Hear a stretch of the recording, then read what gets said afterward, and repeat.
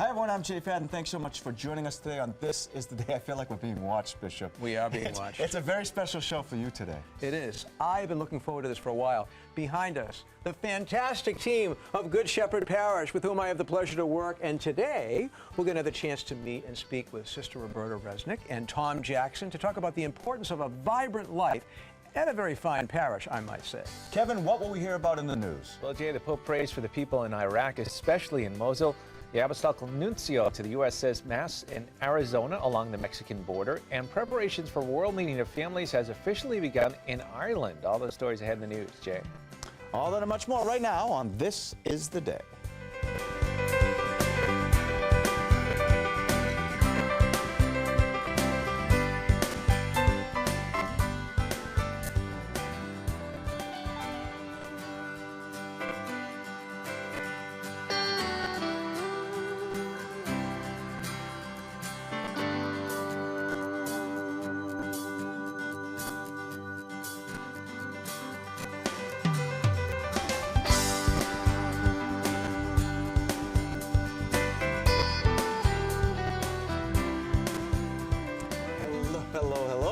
I'm Jay Fadden. Thanks so much for joining us today on This Is the Day, joined by my great friends Kevin Nelson and Bishop Reed. And I have to say, I've got some interesting news to start. Oh, really? What's up now?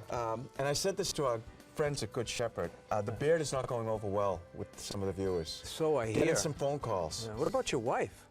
Well, I don't know. Well, surely. We don't want to talk about that. We don't. Why are you bringing that up?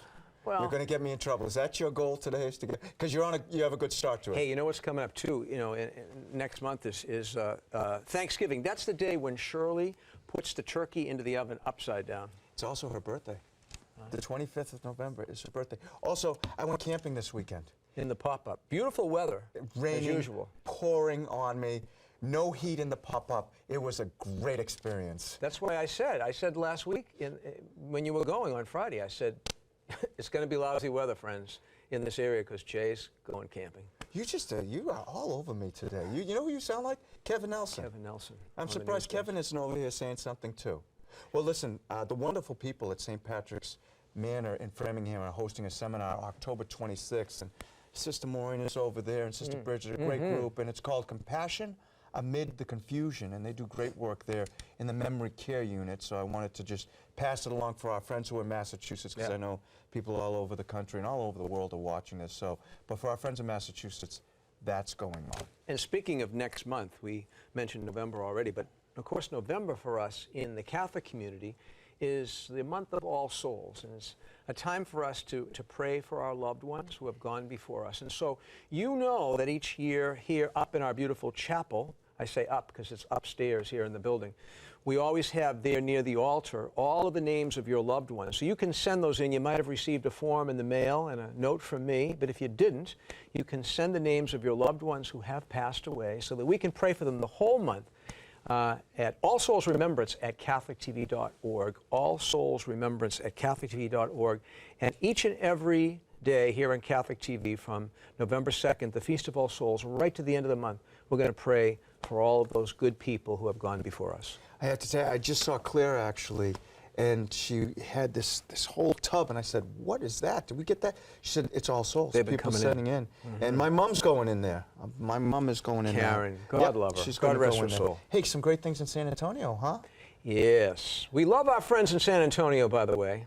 Yeah, Jonathan Felix, Director of Vocations and Seminarians, graciously shared some pictures with us of the Archbishop. Here they are.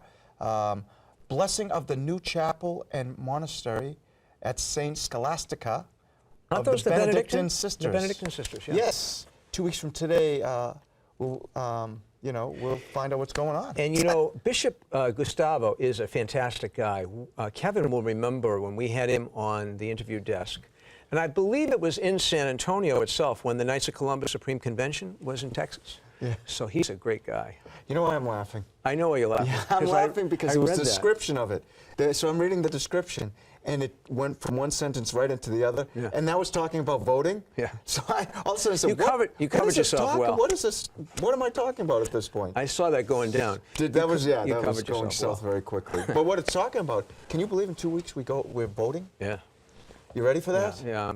I'll be glad when it's over. I will too. I have to tell you, so I'm sitting down watching TV the other day with Ethan. Now, Ethan is a 5th grader. Ethan's 11 years old. And James, who's 15, did the same thing. The TV's on and these ads come on and they are so negative.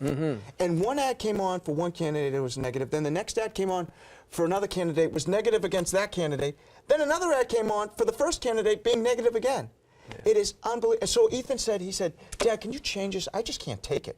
He's 11 years old and he can't take it. There you go. But I think what we have to realize is this resonates with everybody, and it resonates with all these young kids too, that these TV commercials about politicians talking about our country, it's resonating with all of these young people who are seeing this. And what message does that send out to them? It's crazy. And make sure you educate yourself, and please do get out and vote and make good decisions for our country, your family, and our future. Just make sure you get out to vote.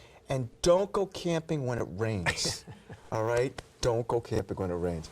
Well, October is Respect Life Month, so let's listen to another Lifeline segment with Elizabeth Colby as she tells us a little information.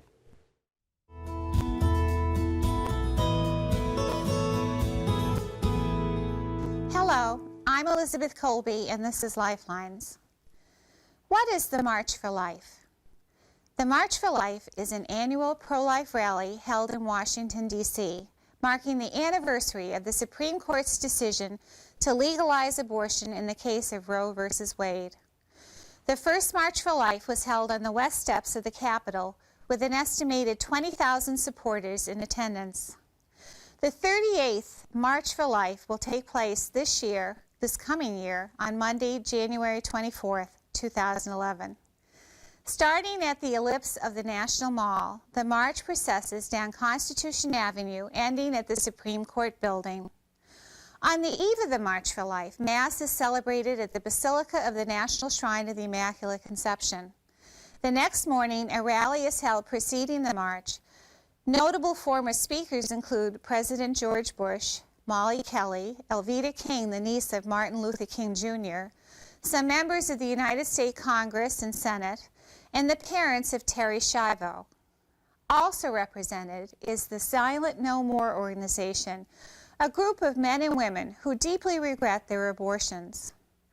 Marches come from all over the country and include priests, religious, church groups, junior high, high school, and college students, and many, many families.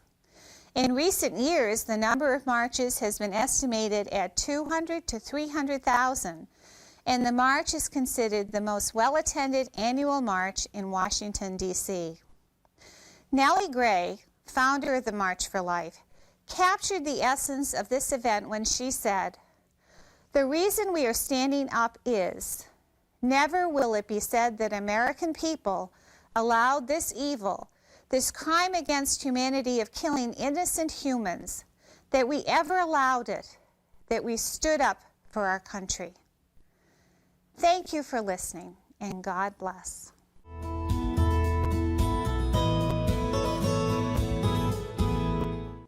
Says Roberta, a sister of Notre Dame, and pastoral associate at Good Shepherd, joins us in studio. Sister, thanks so much for being with us today. My pleasure, Jay. It's kind of a Good Shepherd day here. The Mass, tours, well, the Mass is the highlight. I was going to say this is the highlight, but the Mass is the highlight. Tell us a little bit about yourself and your community. Well, Jay, I'm a sister of Notre Dame de Namur. I entered the community over 50 years ago. Really? Really. And our community is an international community. We're in Europe, Japan, South America, and Haiti. Our foundress founded the community to educate poor girls particularly, because at the time the community was founded, which was the early 19th century, young women in France did not have an opportunity for education if they were poor. Today we are still in education, but more broadly conceived. For example, we serve as pastoral associates and in other ministries in the church. what drew me to the order really was the person of Julie Billiard, who was the founder. She was a very gutsy woman, I should say. During the Revolution, she was pursued because she was helping the priests and hiding them. And she herself was incapacitated, couldn't walk for 20-something years. And through a novena to the Sacred Heart, health was restored to her. So her personality, always a smile, was attracted me. And I said, I want to be like that person. How good is the good God? How good is this? So very good. So very good. That is really our charism, that Julie wanted everyone to know the goodness of God and how that could be lived out in your own life.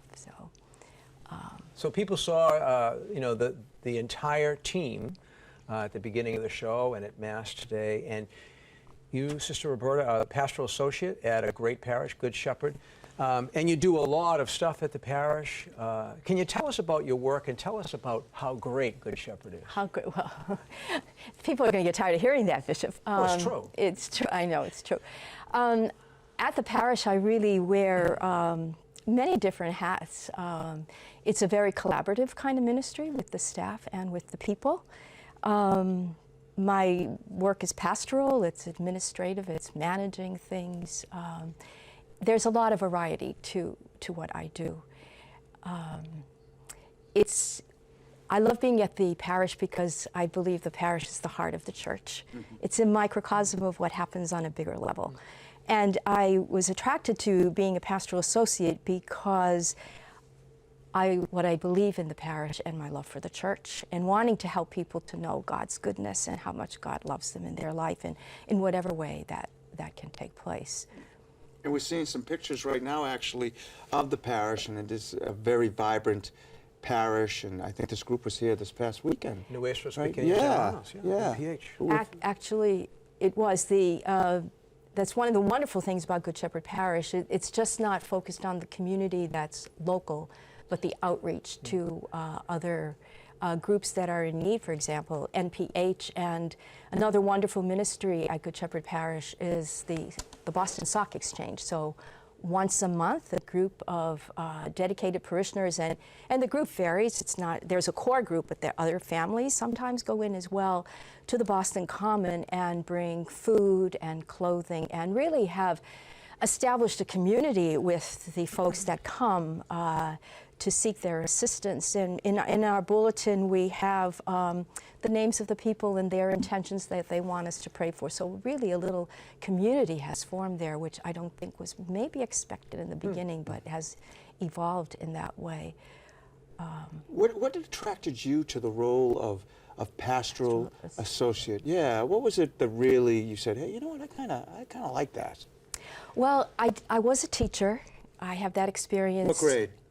Well, high school. Oh, yeah, high school. That's High tough. school. High school's a little tougher. Well, it's a little more challenging, probably. And I also served as a missionary in Japan for 8 years. So I taught school there as well. So the education piece is always a part of me. But I like the parish setting, just what I said earlier before. I think it's at the heart of the church. Mm-hmm. I like the variety that's there and the opportunity to work with adults and to be able to talk about God and help people on their spiritual journey. So it just seemed a natural fit for me to get involved in that ministry. And prior to that, I was on the retreat team for the Office of Spiritual Development. And I think it was that kind of contact with people and helping them in their spiritual growth that attracted me. But I wanted a little bit more rootedness. I wanted to be rooted in a community of faith. In that ministry, it was you go to a parish, help them out, and then move on to the next parish. But this is being rooted in a community of faith, and that's what I was looking for and needed. And so that provides that. So we grow together. As you often say, Bishop, that it's more what we learn from the people, not so much as what we're able to facilitate for them, but how we also grow in our faith, and our own faith is nourished by working with the community. So that was the attraction for me. Well, this has been great having you. A typical week, if you had like 30 seconds, what's a typical week like at Good Shepherd Parish? Because there's two churches, Well, the two churches are just two buildings. It's one parish. So during a week, I might visit someone who's homebound and bring communion to them. I'll meet with a couple who's preparing their child for baptism, prepare a family who's going to bury their loved one, attend a variety of meetings during the week. As the weekend comes on, seeing that all the details are taken care of for the celebration of the liturgy on the weekend. So it's very varied, which is a What makes good it thing. fun? What makes it fun? No, but it's fun though, right? But it is Yeah, fun. It is fun. It's And part of the fun is working with the people that you one work with. last quick question. Did you learn how to speak Japanese while you were there for 8 years? Hi. I knew it. That's very interesting. Well, sister, thanks so much for being with us. Thank you. Thank you for asking me. It's a pleasure to be here. Now we go to the guy who runs the whole show, you know. At least he tells us that. Is that right? It's Kevin. Yeah. Kevin, what's going on around the world in the Catholic faith? Hi everyone, I'm Kevin Nelson. Here's a look at what's going on this week in the news. We begin with news from the Vatican. After his Angelus address in St. Peter's Square this past Sunday, Pope Francis spoke to those gathered about the fighting in northern Iraq, where Iraqi government troops and Kurdish fighters backed by a U.S.-led coalition were seeking to retake control of Mosul, the nation's second largest city, from Islamic State forces. Rome Reports has more on the Pope's address. On Sunday, after finishing the Angelus in St. Peter's Square, Pope Francis expressed his closeness to Mosul, Iraq, which is being attacked by Iraqi-led coalition forces in an attempt to recapture the city. There have been a reported 284 Iraqi men and boys killed after they were used as human shields against the ISIS attackers. In queste ore drammatiche sono vicino all'intera popolazione dell'Iraq, in particolare a quella della città di Mosul.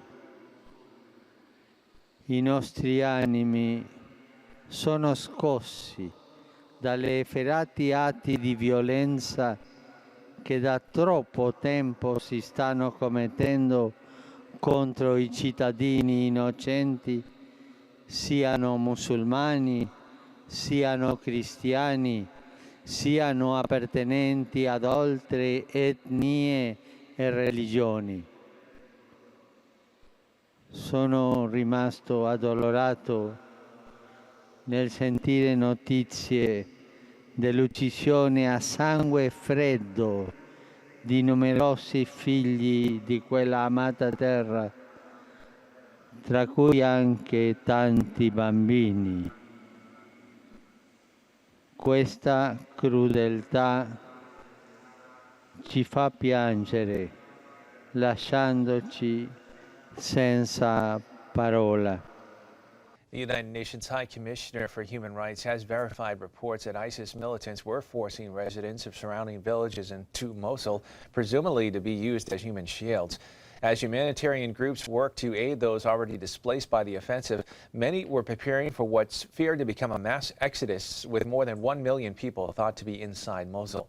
Catholic Relief Services and Caritas Iraq said they were prepared to respond quickly to the expected crisis and have already been assisting thousands of people who fled since the new offensive began October 17th. News from around the country. Archbishop Christophe Pierre, Apostolic Nuncio to the United States, celebrated Mass at the U.S.-Mexico border October 23rd, offering prayers to break down the barriers that separate people. Bishop Gerald Kikanis of Tucson joined the Nuncio and the Bishop of Mexico's Diocese of Nogales, Sonora, at the border fence in Nogales, Arizona. The Mass was the third such one this year along the U.S.-Mexico border in Arizona. The liturgies were organized by Dioceses Without Borders, an effort of the Diocese of Nogales, Tucson, and Phoenix to work collaboratively on issues that affect the Church and people in the border region. During his homily, Archbishop Pierre said that borders exist all over the world and borders are not bad, but borders should not be just a barrier, should not be a wall. They should be a bridge between people. Archbishop Pierre served as nuncio in Mexico for 9 years before being appointed as the Pope's representative in the U.S. More news now from the Vatican. With the recent feast day of St. John Paul II on October 22nd, members of the JP2 Foundation were at the Vatican for a special anniversary. Rome Reports has more from the Consistory Hall. Pope Francis met with representatives from the John Paul II Foundation on occasion of their 35th anniversary in the Consistory Hall in the Vatican. The foundation, spearheaded by Cardinal Stanislaw Rilko, supports initiatives of an educational, cultural, religious, and charitable character, inspired by the teachings of St. John Paul II, whose feast day is on October 22nd. Attending the meeting were two of the four Polish cardinals, Stanislaw Rilko, the president of the foundation, and Stanislaw Dziwisz, former secretary of John Paul II, a circumstance that the Pope jokingly acknowledged. Anche saluto il cardinale Stanislaw Dziwisz, che credo che ha conosciuto abbastanza bene San Giovanni Paolo II. The foundation is mainly active in Eastern Europe, where it also grants scholarships to help young people support themselves during their studies. In news from around the world, Archbishop Damian Martin of Dublin officially launched preparations October 22nd for the 2018 World Meeting of Families taking place in Ireland in August of that year. The theme chosen by Pope Francis for the World Meeting is the Gospel of the Family, Joy for the World. The Archbishop said the meeting would be about developing concrete ideas for the renewal of marriage and family in Irish church and society. Acknowledging that there's no such thing as the ideal family, Archbishop Martin said that did not mean we renounce presenting an ideal which men and women and young people can aspire to and hope to achieve. The last World Meeting of Families was in Philadelphia in September of 2015. And finally in the news, with the upcoming presidential election just a couple of weeks away, the Knights of Columbus are urging its members and other U.S. Catholics to pray a novena from October 30th through November 7th, the eve of the election. Supreme Knight Carl Anderson said in a statement that Pope Francis had said in reference to the U.S. election that we should study the proposals well and pray and choose with our conscience. And this novena, the Supreme Knight said, is designed to help Catholic Americans do that. The Knight's Novena, 9 consecutive days of prayer, asks for the intercession of Mary, the Mother of Jesus, under her title of the Immaculate Conception. Individuals, families, councils, and parishes are invited to participate. For more on the novena and the novena prayer, you can go to the Knight's website at kfc.org. Well, that's all the information we have for you this time. I'm Kevin Nelson. Don't forget, you can keep up to date on Catholic news throughout the week with Catholic News Break right here on the Catholic TV network. Kevin, thank you very much. And Tom Jackson serves the Good Shepherd Parish as youth minister and director of confirmation. Tom, thanks so much for being with us today. Thank you for having me on. It's great to have everyone from Good Shepherd here because he keeps talking, the bishop keeps talking about you guys all the time. And from what I can tell from Sister, it's well worth talking about. So tell us about yourself and about your background. Sure, yeah. So I grew up in a small steel town just outside of Pittsburgh. And A Steelers fan. I am, I know. That's all right. It was a rough weekend for us. We're in Pennsylvania, by the way, so they'll like that. Okay, Yeah. well, that's Hello good to hear. Pennsylvania fans. Yeah, so I grew up in a, like I said, small steel town, Catholic family, but faith wasn't all that important to me until I went off to college. And really just found God there. I probably should say God found me. Also found my wife there too, so. Nice. You found a lot there at college. I sure did, yes, yes Well, I indeed. got to meet for the first time this weekend. Oh, good. This weekend. Very nice. So now, with Sue and Kelly, you work with the young people of the parish, but particularly those young women and men who are preparing for confirmation, and you're also the youth minister. So That's right. tell us about all this and Good Shepherd Parish and how it all comes together. That's right. Well, as you've talked about before, we do have a wonderful team, but my role in particular is with all parts of high school, both the youth ministry and confirmation, and then middle school youth ministry as well. So stuff outside of the classroom, the sort of extracurricular faith stuff. The big thing that I've been really working on is we have a great group of high schoolers who, after they're confirmed, we do this thing called the Leadership Institute with them, where over the course of a year, we've got about 30 juniors and seniors in high school who are coming to the church every other week and really growing as disciples in Christ and deepening their faith lives and wanting to share that with others. So. You know what? So I have some teenagers. I have a 15-year-old. I have a 17-year-old. Of course, the 11-year-old. It was properly confirmed, by the way. Yes, by the bishop. That's so by the bishop 2 weeks ago. But how do you reach young people today? Because there's so many distractions and. They go to church, and how do you reach them, Tom? Yeah, no, that's a great question. I think it really all comes down to having relationships. I mean, they just aren't going to care if you're talking at them from a distance. It's going to be person to person, entering into deep relationships with them. And that's how Jesus did it, and I think that's how we have to do it. It's still relevant with today's youth, just as it was 2,000 years ago. And you find that they want to hear that message, that they're actually longing for that type of message, they just don't know how to get there? I think that's exactly it. I think they don't even know that they don't know. I think they don't know that they've got that hunger, but all of us do have it within us, that we've all got that deep longing in our hearts. And once you can kind of recognize where the cracks are and dig through, then you can get there. Yeah, I could tell by the smiling faces that they're enjoying themselves too. I don't know what you were saying, but they were liking it. You know, we have a lot of fun. They're all tired, probably a little bit of me saying how wonderful Good Shepherd Parish is. But it's true, isn't it? It absolutely is. Yeah, no, it's an incredible why? community. What is it that makes it so special? I mean, we all love our parishes. What is it about Good Shepherd, though? Oh, I don't know. I think it's just the right combination of things. Yeah. It's a community that loves to pray together and sing together. We've got parents who are involved, and a staff that loves Christ and wants to share that with others. And you know, I think it's a lot of opportunities to get connected, and I don't know, just a lot of good people. And it's so great to have Father Jerry Hogan around. Yes. Some of you will know Father Jerry Hogan, and his special responsibility is the circus community in the United States. I met him many, many years ago, you know. Did you? At a circus. Yeah. Yes, I did a story with Father. He's sitting over there. That's why I'm leaning over that way. All right, so. And you mentioned music, by the way. We have great music. We absolutely do. Jody and the choir and our cantors and a lot of volunteers. It's tremendous for our worship. Yeah. And so, okay, we're not. He's not listening to us right now. He's not listening to us. What did you think when you heard a bishop was coming to the parish? I have to admit I was more than a little nervous. Really? Oh, yes. You just, well, you don't know what that means exactly. This is sort of a new Neither configuration. Well, he's a tough guy, so yeah. Well, I've come to obviously respect and appreciate Bishop Reed being part of our community and leading us in a great direction, I think. But at the time I was initially a little nervous, but I've since been grateful for it. And here you are. Now you're on TV, too. Well, Bishop, we also have a magazine. We certainly do, and this is a new magazine for the month of November. I have to show it to you.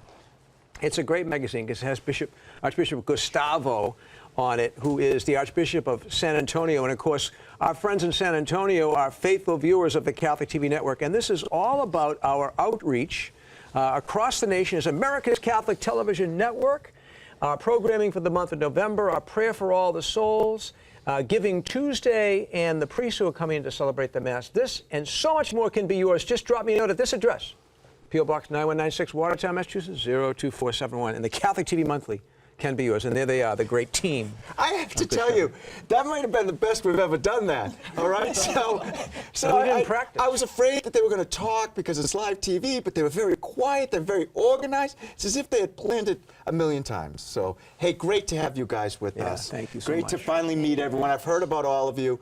And thank you so much for watching This Is the Day today. Know all of you, every single one of you, are in our thoughts and in our prayers. And as we conclude, we ask God's blessing upon all of you, upon your homes, your families, your parishes, and upon the Catholic TV network. And may God remain with you and give you his blessing and peace. The Father, the Son, and the Holy Spirit. Amen. Thank you so much for joining all of us here in the Catholic TV living room. We love coming into yours. Have a great day, everyone. God bless.